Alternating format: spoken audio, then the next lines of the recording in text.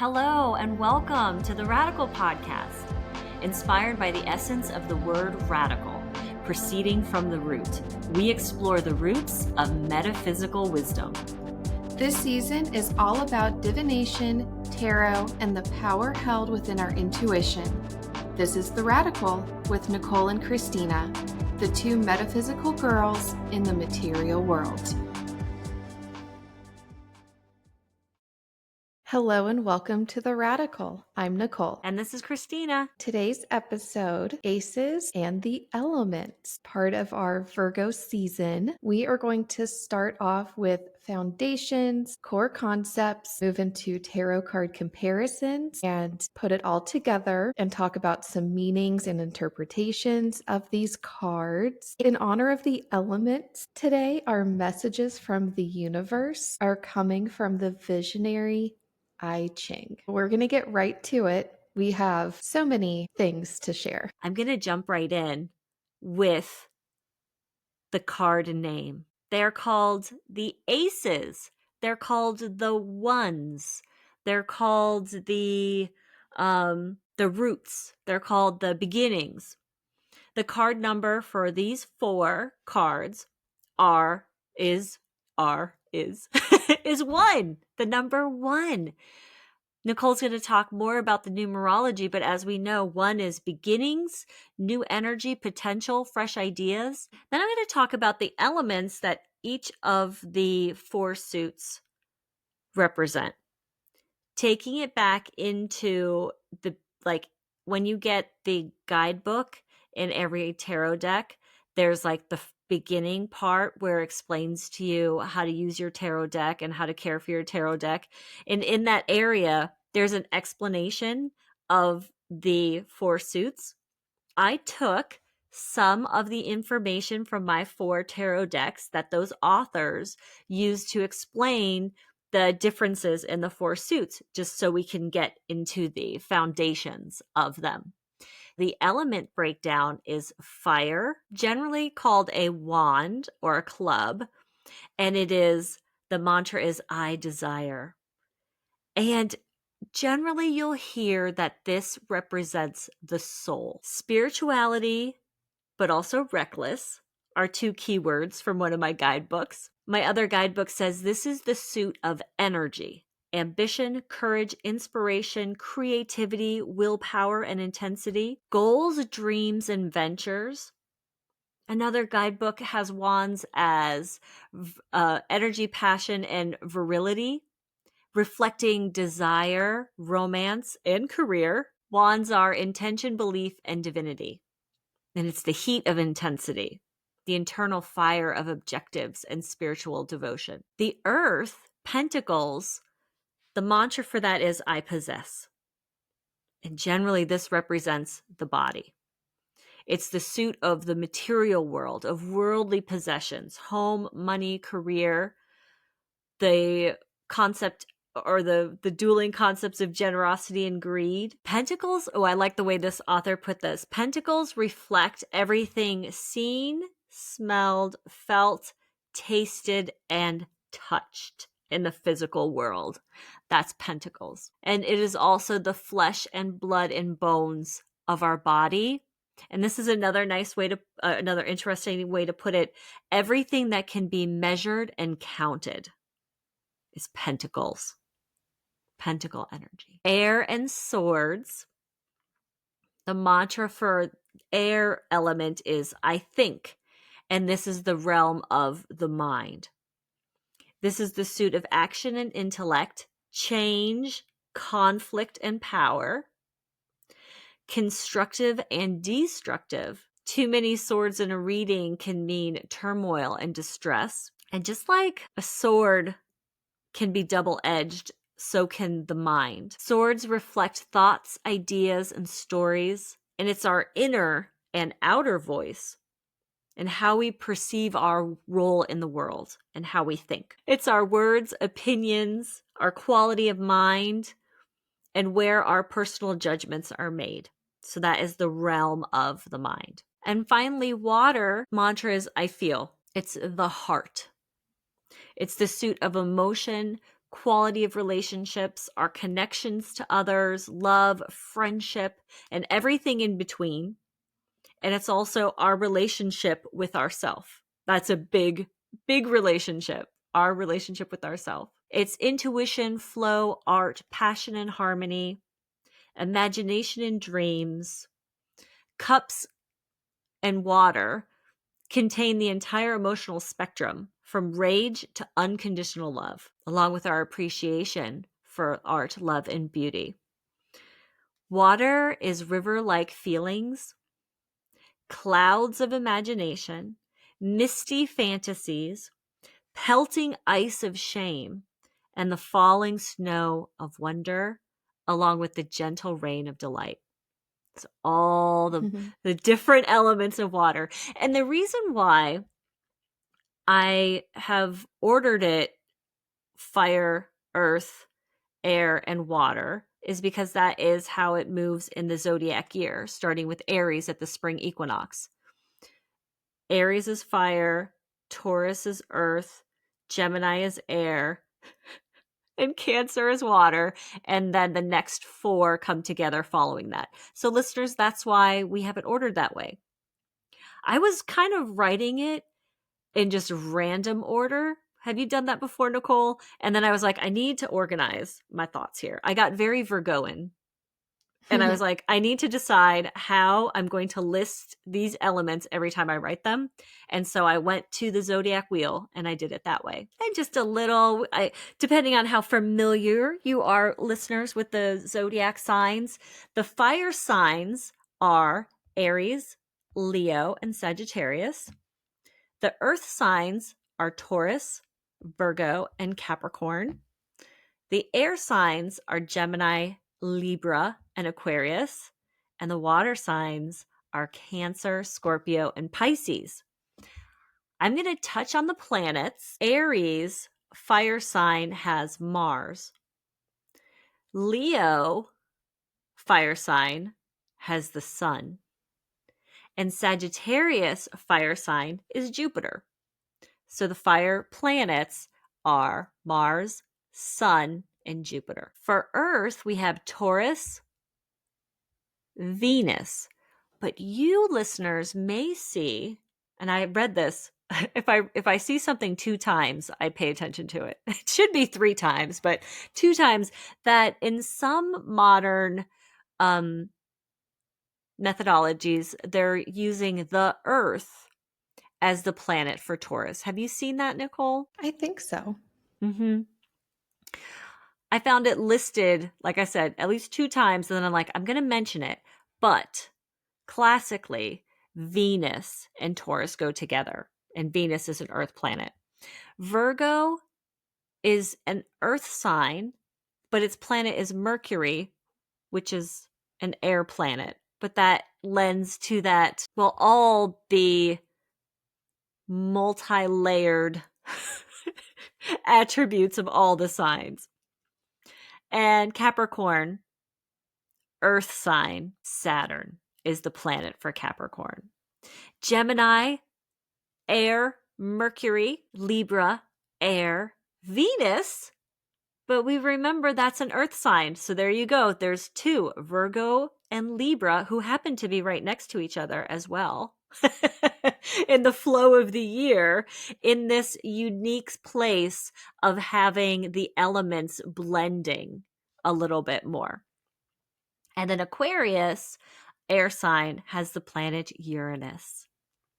Okay, our 3 water signs. Cancer, the moon, the water planet, right? Or the water celestial object. Scorpio has Pluto, and Pisces has Neptune. Both of those are considered water planets. Every now and then I see Pluto as a fire planet, but I think that's just another person's interpretation. Just a touch on correspondences. I was all about crystals since we've been talking about this walk through the tarot. And I don't know why crystals are on my mind. Crystals and chakras have been on my mind lately. I keep bringing them up. And I like to use for fire, as a representation of fire, on my altar or in my intentional work.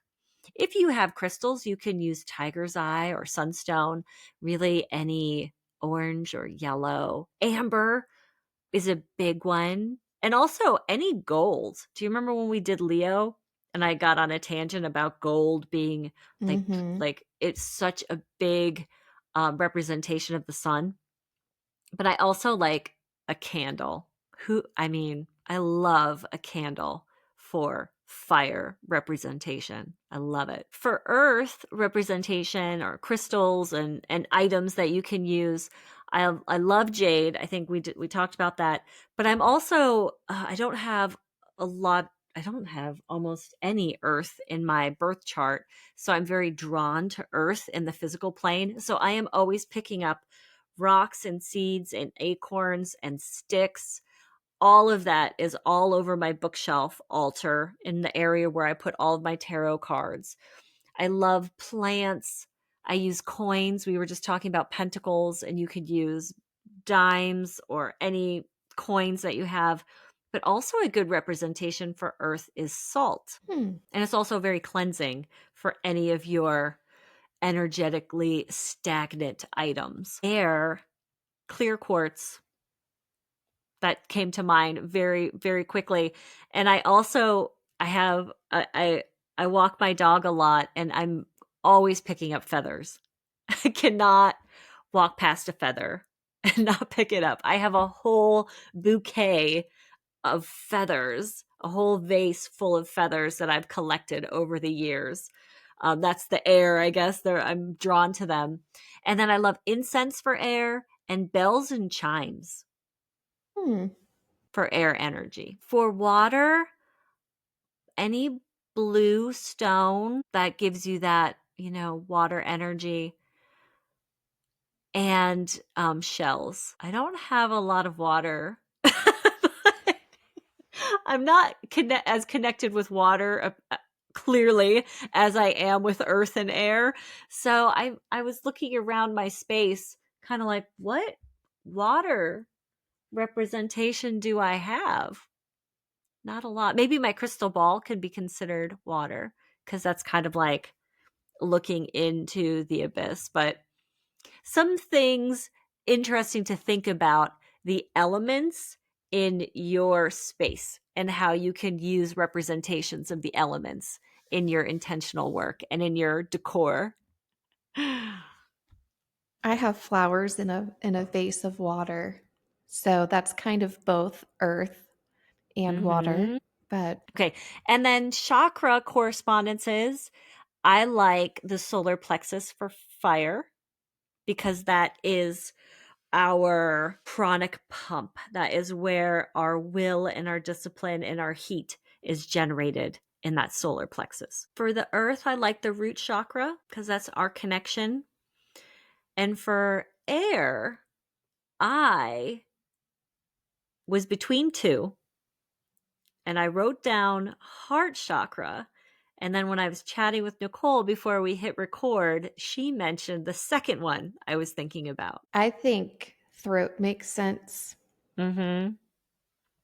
It's definitely one of the two, and listeners, you make up your mind. You decide what you think. And for water, the sacral chakra, the one that it's called the symbols of the chakras are called yantras, and there's an actual crescent moon in the sacral chakra yantra that I I remember when I learned that it was like a light bulb moment, and I was like, bing, that's the water. That's it. That's where our change and our creativity and our flow lives in the body in our sacral chakra. And then we're going to go into it'll be historic. We'll be talking about historic items as we go through, but we're going to combine the rest of the little history bits and symbols and a little bit of the themes, because I know it's going to keep coming back as Nicole and I go back and forth as we talk about the other elements or the other attributes and history of these four suits. of these 4 elements. I have a quick note on numerology for the number 1. Some of these Christina mentioned, but we have individuality, new beginnings, manifestation, which brings to mind the magician, initiations. And I learned this fun fact: there's a correspondence between the number 1 and the signs of Aries and Leo. And I made another chart. This has turned into my my thing to organize all this information and to kind of wrap my mind around everything. And I have a bit of a disclaimer. And my disclaimer is that I can almost promise you that you will uncover variations and alternatives to what I have. Even in my research, using the resources and the books that I have, I found sort of competing facts, if you will. Yeah. Yeah. So in school, I was an English major. My teachers used to say, there are no wrong answers. There's only what you can back up and support. So if you can quote unquote prove it or present information to support your opinion, then you're not wrong, if you will. So what I'm sharing is sort of what makes sense to me, what resonates with me, and what I feel like I can explain and support and back up. So with wands, the tarot court figure, knights, pentacles associated with kings, swords, the pages, cups, the queens. And this is definitely one of the categories where there's different information. Mm-hmm. And I took these correspondences from my Zodiac Tarot guidebook, and the author writes that kings are typically associated with air and pages with earth, but she associates the earth element with kings instead because they consolidate the energy of the suit, and the earth element sort of does the same. So I'm adopting her correspondences. Another very fun correspondence between the suits is direction, season, and time of day. So with wands, I found the direction of south, the season of spring, and I chose out of the different interpretations with seasons to go with spring because that is when Aries, the cardinal sign, is ushering in that season. I Yeah. found so many different variations with season. So you can kind of figure out what makes sense to you, but that's what Mm-hmm. makes sense to me. And the time of day for wands, the daytime or noon. Pentacles, we have north as the direction, winter as the season, because that is when the cardinal sign Capricorn ushers in winter, and the time of day, night. Mm-hmm. Swords, the direction is east. The season is fall.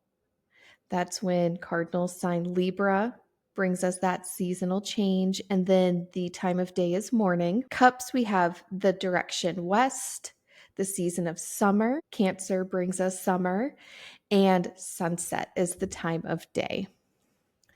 And then I had a little fun looking at my traditional Chinese medicine Oh. notes from my Qigong course because elements are a big part of traditional Chinese medicine. There are 5 elements in traditional Chinese medicine, and there's only 4 in tarot and astrology. So it's not a one-to-one mapping, but it's interesting to look at. So the fire element in traditional Chinese medicine for wands corresponds to the heart organ, the color Hmm. red, and the emotion of joy and cruelty or destruction, because that's how a fire behaves.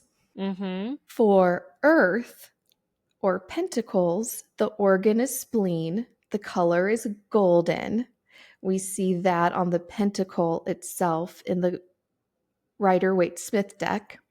And the emotion is overthinking. For the air element or swords, the organ is the lung. But I do want to point out that the lung actually corresponds to the element of metal. In traditional Chinese medicine, there isn't an air element in TCM, but most people agree that metal is the closest equivalent to air when you're doing this kind of mapping. The color is metallic or white, and the emotion is grief.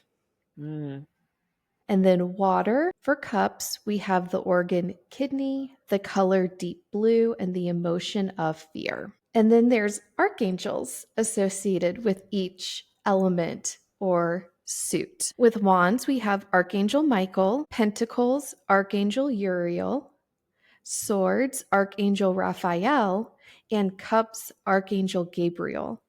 So the next time we have messages from the universe and I use my Archangel Oracle deck, I want to cross-reference this and see what elemental energy is coming through and what tarot correspondences maybe amplify the message. I also made a note that when you are doing readings for yourself or for other people, having these connections in mind, specifically kind of the season and time of day, that may help you give a sense of timing to your reading. And that might be important to you. It may not be important to you, but that's why I'm talking about them, is they can add even more information and layers to your readings. This will go on Substack, the full chart. So if this sort of quick reference type chart is interesting to you, it will be posted there. I also have the Zodiac signs, the Major Arcana cards that correspond to each suit, and sort of a brief themes and energy. I'm ready Card for comparison? Yeah, I was going to say I'm ready for card comparison. I have a note about themes, about, the theme for me is, it seems like there's almost in every card a hand holding the element, but I'm sure we're going to talk about that extensively as we get into the card comparison. Okay, so we are going to compare first the Ace of Wands. In my Zodiac tarot, all the aces in this deck have this kind of feature. She has the symbol for the zodiac signs associated with the fire element at the top of the card in order of cardinal, fixed, and mutable. So on this Ace of Wands card, I have the Aries symbol, the Leo symbol, and then Sagittarius. There's a hand holding a wand rather delicately, like you would hold a magic wand. And there's a fiery backdrop, and there's a little flame on the sleeve. For the Medicine Woman Tarot, she's renamed this suit Pipes, which I think I've mentioned before. I find confusing. That might just be me. On this card, we have a person sitting holding a pipe, and in the background, there is the image of the Rider-Waite-Smith hand that's holding the wand. There's a shining sun above this person's head, and then there's what looks like to me the personification of the Aries ram playing the pipes. In the Antique Anatomy Tarot, this suit has been renamed Rods. And in my Mystic Mondays deck, there's a hand with red painted nails for fire, holding a single wand between her thumb and index finger against a deep blue background. At first, I was surprised. I was like, for wands, we're using blue, but dark blue can stand for inspiration, sovereignty, and leadership, which thematically very much applies to the wands. And for my wand cards, I have a note written that the Ace of Wands is the root of the power of fire. In the Spirit Song tarot deck, the author, she uses acorns to represent wands because I think that's a great representation. And the animal they chose was the ram. And now I'm thinking about your medicine woman ram, and I feel like that is an Aries springtime like association for this card, right? The Aries ram. I'm not surprised to see it here for the Ace of Acorns. And I think by choosing the Aries ram, it reinforces the initiation Mm-hmm. energy Yeah. of the Ace of Wands. Because it's a springtime and it is creative forces and confidence, is what the author wrote for the Ace of Acorns. For the Wild Unknown Ace of Wands, the keywords there were expansion and inspiration. And this card, again, is done in a style that I really like, kind of like the Sun card, where the wand is in the center of the card with buds blooming out of the wand, showing that creation, that birth of ideas, that inspiration, and then radiating out all directions from the wand is orange and red done in the lines. I think it's a really beautiful card. It gets your attention. The Secret of the Witch's Garden, Ace of Wands, keyword ignition. In this one, it has a witch's hand coming out of the clouds, reminiscent of the Rider Waite Smith deck. And clouds and appearing out of clouds is the symbology and the imagery of inspiration, of an idea coming from either divine inspiration or just your inspiration. And the hand is showing that the beginning. It is the beginning of it. It is the inception of that inspiration, the inception of that idea. And the wand that the hand is holding is a torch, which is really cool. And there's a snake wrapping around the wrist of the arm. And snakes, to me, and there's lots of different interpretations of snakes, but to me, I see it as representing transformation. Snakes can be seen as a symbol of transformative because of the skin shedding. In the Sacred She, the number one in the Suit of Fire, keyword inspiration, and it is a beautiful fireball. It has the ring, which would be, if we could see the sun with our naked eyes, probably what it looks like, the sun looks like, with the radiant energy coming off of the sun. But inside, it looks like a kaleidoscope. You know how kaleidoscope amplifies and amplifies and amplifies, which is the representation of the amplification of your intention. Those are my wands, and there's a lot of red and orange in all of these cards. Ace of Pentacles. In my Zodiac tarot, there's a hand with two evil eye rings gently holding a golden pentacle. And the evil eye is a symbol of protection. And there's little buds of what would be white flowers, but instead of them being flowers, they're little crescent moons. And I think that's conveying the yin essence of this element in this suit.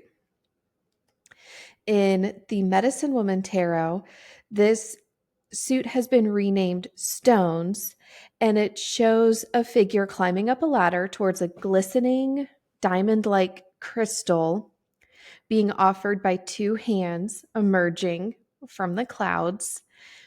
And the ladder that the person is climbing up is being supported by rock formations that look like ancestors. which calls to mind the material and earthly legacy of the 8, 9, and 10 of Pentacles story. In my Antique Anatomy Tarot, this suit has been renamed Coins. And in Mystic Mondays, a yellowy golden pentacle rests in the palm of a hand. And for my Ace of Pentacles, starting with the Spirit Song, the Ace of Crystals, the keywords are manifestation and prosperity. The author has chosen the panda as the representation of this energy. In the Wild Unknown, it's the Ace of Pentacles. The keyword is prosperous beginnings. This card shows a cross section of a tree trunk. You can see the what are they called? The rings. There's always this thing about counting the rings so you could see how old the tree was. And in the center of this cross section of that tree trunk is a glowing, it looks like a glowing ember, a glowing center. And it is red and yellow. Around the outside of the tree trunk, there are live leaves on it. To me, it looks very much like the seed of the earth power in that tree trunk, in that glowing yellow. For the Witch's Garden, the Secrets of the Witch's Garden, it's the Ace of Pentacles. The keyword there that the author used it is prosperous beginnings. In this card, the witch's hand is coming out of the clouds. And again, the pentacle is just resting in the palm of the hand. It's not grasping, just like in your Mystic Mondays, it's just resting in the palm, being supported by the hand. I love the spider. I always I have a lot of associations with spiders and pentacles because to me they're, workers and they're very earthy.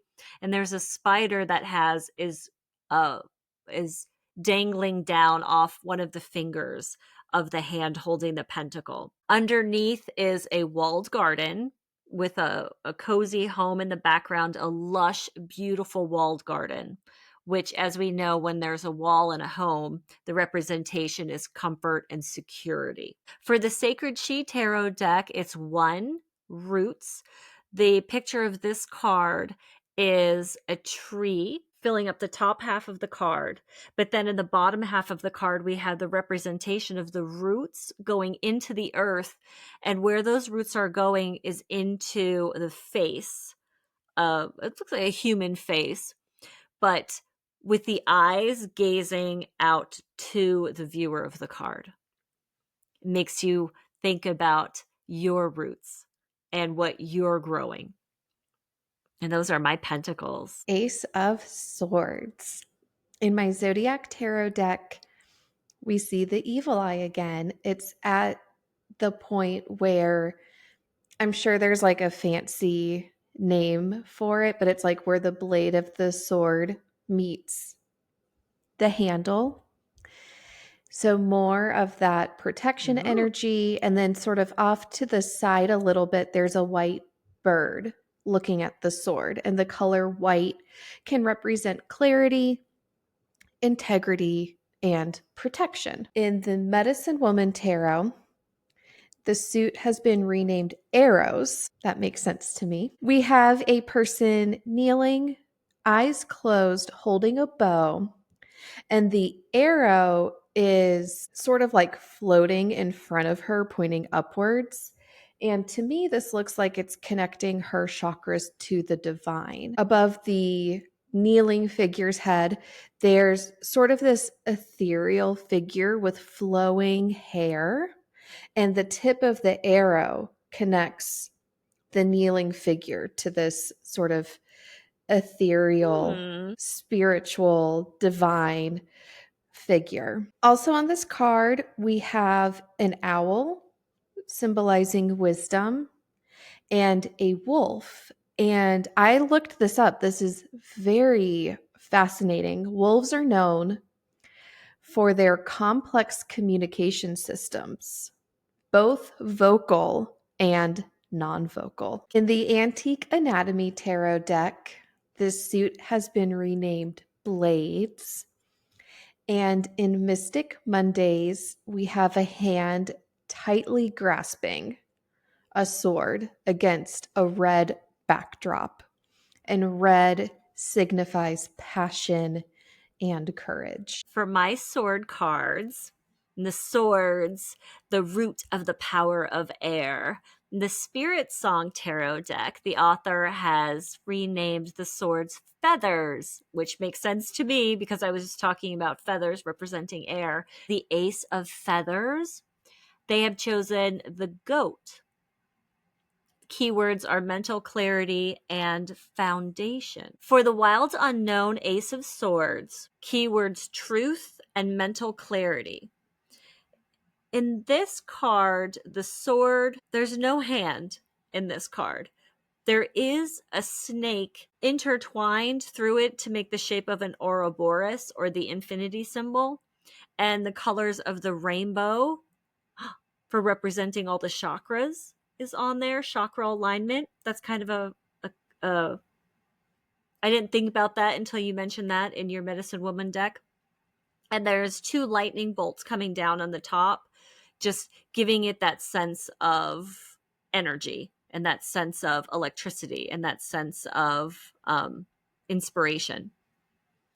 For the Secrets of the Witch's Garden, the Ace of Swords, again, and the keyword is inception.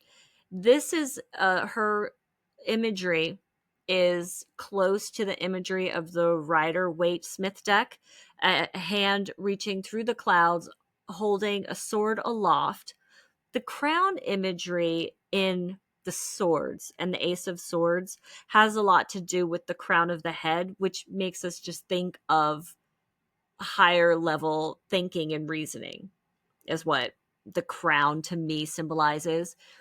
And the interesting thing in the witches of the Secrets of the Witch's Garden is that they've chosen to include 3 bats flying around the sword. The bats symbolizing lots of different things. You know, listeners, when you see a bat or you see, you know, we all have our own perceptions of them, but it reminds me of the Hanged One, which is that deep space of introspection and thinking. And I think that these bats are an echo of that place of using your mind to find your way forward, I guess is what I'm saying. And for the Sacred She, 1, clarity. It is an image of a single oval, incredibly multifaceted, clear white stone. It could be a diamond, it could be a topaz, it could be a quartz. I don't think that that's the purpose of this. I think it's to show that it is multifaceted. Ace of Cups. In my Zodiac Tarot, we have a chalice resting in the palm of a hand with 2 streams of water flowing out of the top of the chalice. In the Rider-Waite-Smith deck, there's 5 streams of water, just an interesting difference. And there's more of those little crescent moon yin flowers, with water being a yin element and the cups being a yin suit. In the Medicine Woman Tarot, the suit has been renamed bowls, and we have 2 people holding what looks to me like large, deep bowl-like shells. One figure is holding the shell and the other is drinking from the shell. There's a lot of hibiscus flowers on this card, and hibiscus flowers symbolize love, passion, fertility, and yin energy. Very fitting. And there's a third figure who is kind of embracing, there's like a circular frame around the two people. And this third figure is sort of embracing that circle frame. And she's blue, and her hair is blue, and her blue hair turns into clouds. Antique Anatomy Tarot. This suit is elixirs. I had to look up that word. The original concept of an elixir in alchemy was a preparation to transmute lead into gold or a potion for eternal life. And a more modern definition is a potent tonic or medicinal substance. And for some reason, this quote came to mind. The cure for anything is salt water, sweat, tears, or the sea. This card has a medicine bottle on it, and the label says Love Potion #1 with beautiful flowers all around it, all different colors. And I just thought healing ourselves is a love potion. I really like the representation on that I card. love that. Love potion #1. I like that. And Mystic Mondays, we have a hand emerging from a blue pool of water holding a cup. For my Ace of Cups, the root of the power of water, for the Spirit Song Tarot, it's the Ace of Shells. The author has chosen a turtle. The keywords happiness and abundance. The turtle is happily, peacefully gliding through the water. Very, very serene card. For the Wild Unknown, it's Ace of Cups. The keyword is love's beginnings. And this card, the background is sort of in the pattern of what I would say a snake skin pattern. It has a series of interlaced diamond patterns, and it starts as very dark blue, moves up into a lighter blue, and then the color that looks like it's emanating from the top of the cup would be a yellow and an orange. And it just makes you think of that that energy that could be coming, being poured into or out of the cup. For the Secrets of the Witch's Garden, this is also Ace of Cups. The keyword here is flow. It shows a witch's hand coming out of the clouds, very similar to the Raider White Smith deck. And I did want to make a note that in the Raider White Smith deck, whether the hand is coming in through the left or the right, if we remembered the left and the right sides of the body and the yin and the yang sides of the body, the wands is coming into the right side, which is the yang side. Pentacles is, wait, am I saying that right? And then Pentacles is the left side, Ace of Swords is the left side, and then Ace of Cups is the right side. I guess depending on how you read the card and how you look at it, whether it is the right or the left side, I'm not going to make that interpretation because I don't know exactly if it's the right side as you're looking at it, or like if you're shaking the hand of the person opposite you, whether it's left or right. That's something that we can look into more. I'm just saying, does it mean something to you when you look at the card? But that is a callback to left and right side of the body, yin and yang side, left and right side. Ace of Cups for the Secrets of the Witch's Garden. The witch's hand is gently just holding the cup above it's like a murky pool of water with lotuses, which makes us think of, how the lotus comes up through the mud and the murkiness and uses that as fertilizer to grow and to bloom.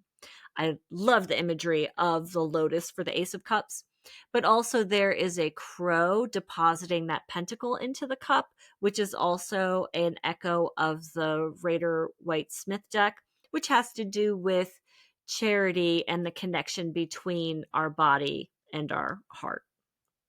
But you could read that differently too. That's just another symbol that's added into that. And then finally for the Sacred She, The one is flow. And it has a single nautilus shell. The background is a beautiful swirl of like waves or flow or energy.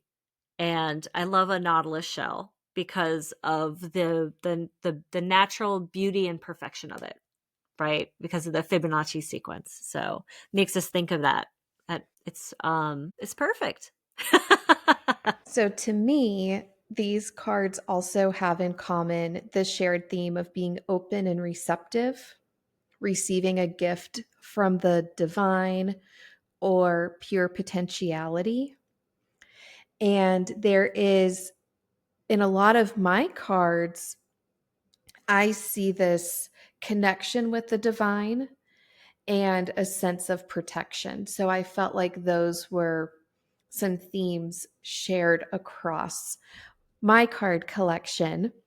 But putting it all together, Ace of Wands, some meanings include the ability to manifest, which makes us think of the Magician card, pure potentiality, creativity, inspiration, the seed point, ambition and action, and breakthroughs, like the hand breaking through the cloud in the Rider Waite Smith deck. This is very yang and Yeah. projective energy.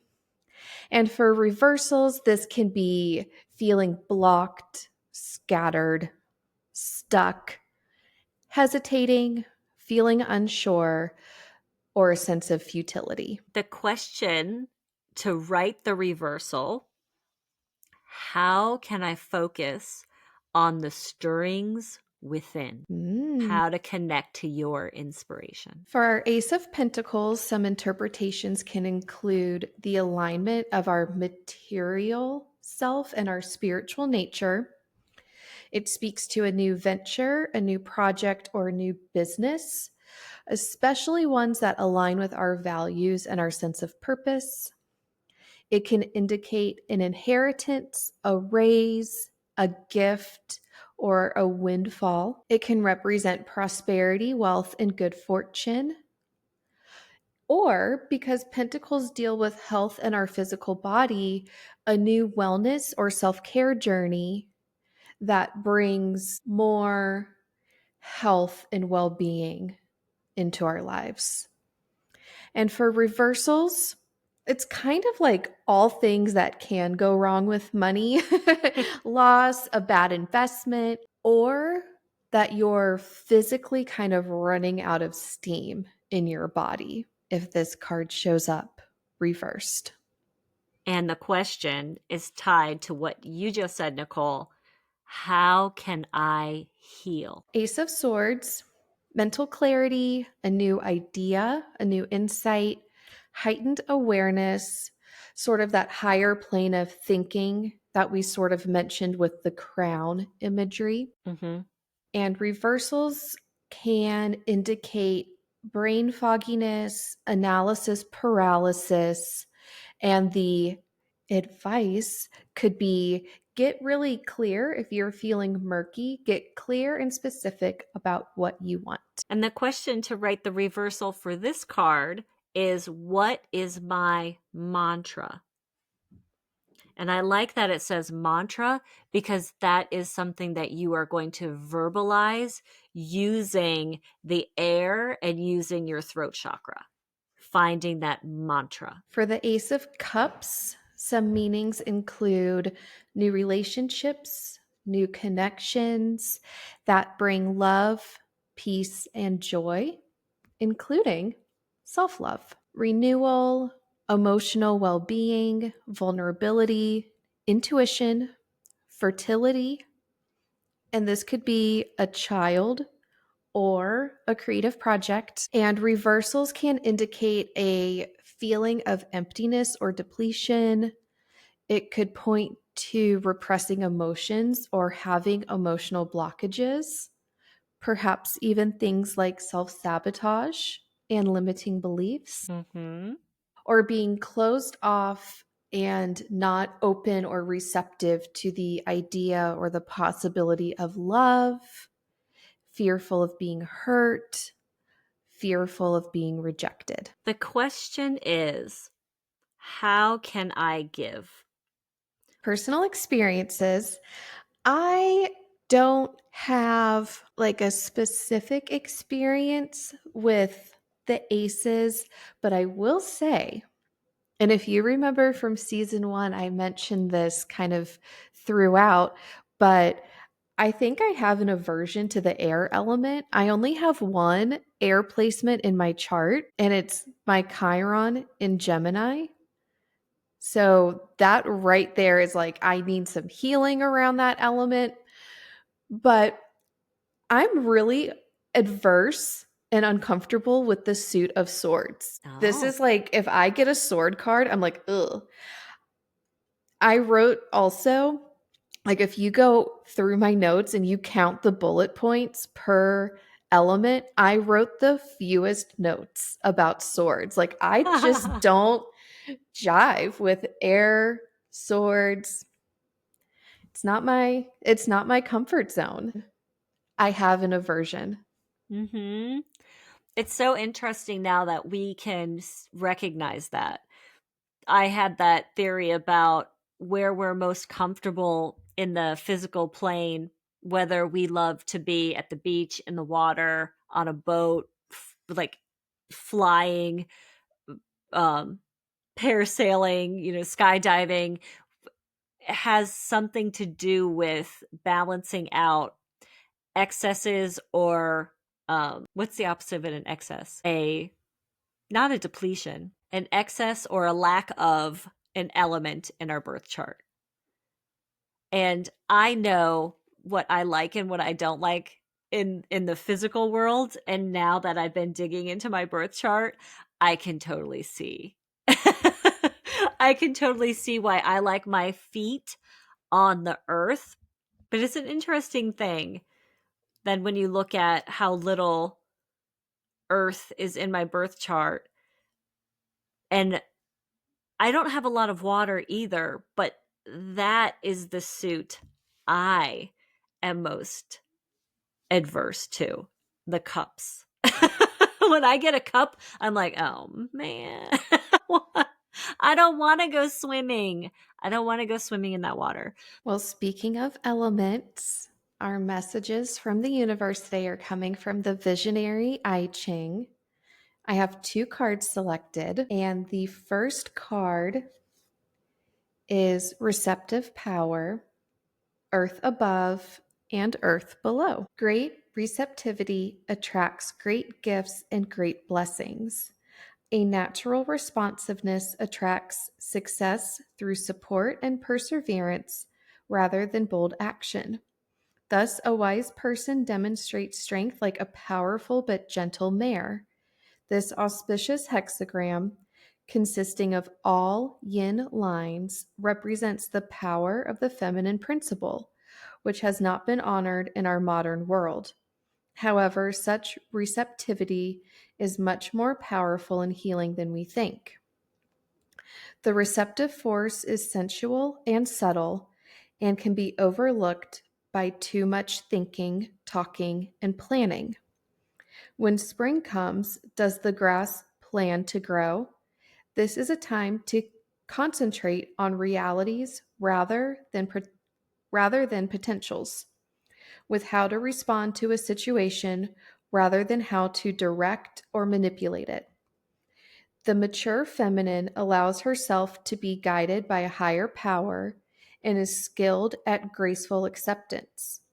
Spiritually, her quiet contribution is highly effective, bringing a deeply felt kind of success. Do not be too assertive at this time. If you try to direct things now, you are liable to become confused or alienated. Open yourself to receive what you attract. Opening yourself to receive what you attract should be your primary concern. Be patient and take your time. Draw strength from mindfulness, and you will be doubly fortunate. Focus more on feelings than on action. Be broad and deep in your attitude so that you can accept everything that comes with grace and equanimity. Be receptive and spacious like the ocean. Let the river of changes flow to you. You might allow a partner to take the lead for now.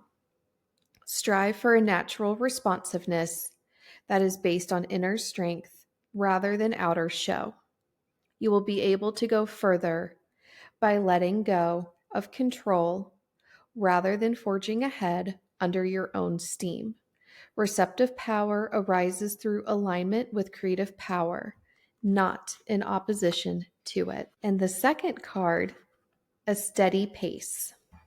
Wind above, mountain below. Like an ancient forest where the subtle play of light, texture, and shadow results from a process measured in centuries and inches, things of lasting value develop gradually at their own pace.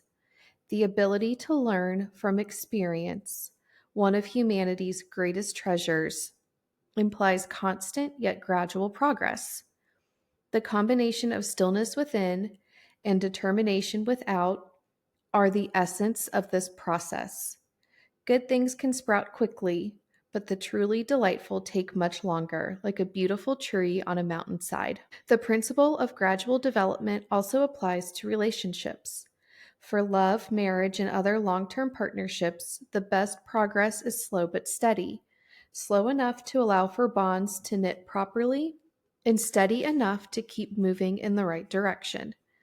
A firmly rooted tree has deep roots and is not easily toppled.